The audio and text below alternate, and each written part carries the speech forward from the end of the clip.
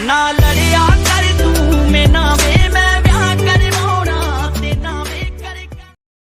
Hello everyone, welcome to my channel.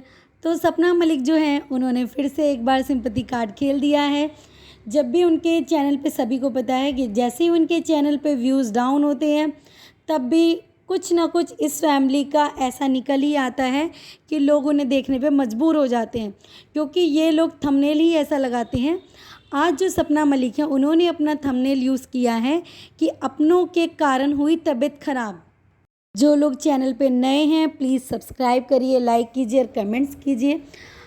अब ये 6 महीने पहले एक मुद्दा हुआ था कि जो कालू था उसने सपना के लिए और उसकी बेटी के लिए गलत बोल दिया था, जबकि बहुत सारे रिएक्शन चैनल वालों ने, बहुत सारे रोस्टर्स ने, सभी ने सपना का साथ दिया था। सब ने कालू को बहुत गलत बोला था कि तुम्हारी बहन चाहे सही हो चाहे गलत हो, लेकिन तुम्हें इस तरीके से नहीं बोलना चाहिए था। सभी ने सपना का साथ दिया था, लेकिन अब 6 महीने बाद उठ के वो चीज़ें क्यों वापस आ रही हैं? क्योंकि सब कुछ उस दौरान शांत हो चुका था।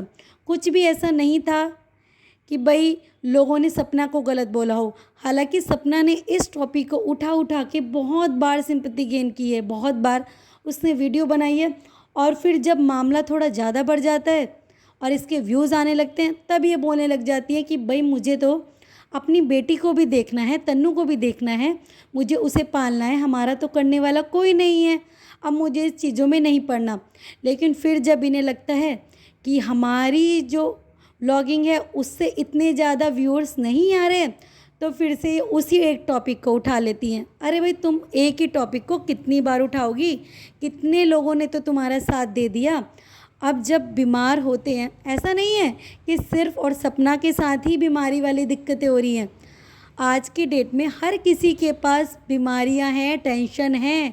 जैसे बोल रही है ना कि भाई चिंता मत करो, चिता के समान है, अपनों ने दी है मुझे ये चिंता, मैं कभी नहीं भूल सकती हूँ। आज मेरी माँ जिंदा होती, सही है, माँ जिंदा होती, ठीक है, सबको अपने माँ बाप की याद आती है, पर ये तो देखो ना, भाई बहनों के रिश्ते तो आप सबने खुद ख़राब किए हैं ना।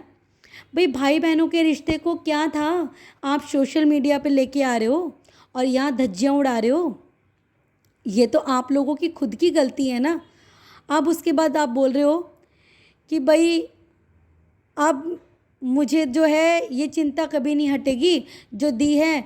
लोग अब बोलेंगे कि फिर से ऐसा बोल रही है, तो मुझे किसी के साथ कुछ नहीं बोलना है, लेकिन जो मुझे चिंता दी है ना ये अपनों ने दी है और ये कभी नहीं मिटेगी। तो आप एक ही बार को कितनी बार बोलोगे? आपको बीमारियां हैं तो आपको किसी ने थोड़ी ना दे दी है। आप जाओ अच्छे से अच्छे डॉक्टर को दिखाओ आप, क्योंकि बीमारी अगर है तो वो डॉक्टर ही ठीक कर सकता है। क्योंकि जो आपके भाई ने आपके लिए बोला था, अब वो उधर से आके तो सॉरी नहीं बोलेगा।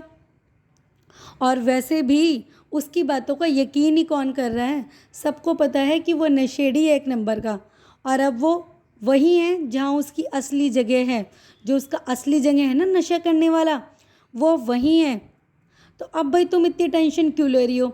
उनकी फैमिली में तो इतनी दिक्कतें चल रही है, क्या वो तुम्हारा नाम ले लेके कभी बोल रहे हो कि तुमने बद्दुआ दी है कि तुम्हारी वजह से ऐसा हो गया? कोई तुम्हें नहीं टोन कर रहा है ना, तो फिर तुम क्यों अपने भाइयों या किसी और को एक ही टॉपिक को उठा उठा के बार बार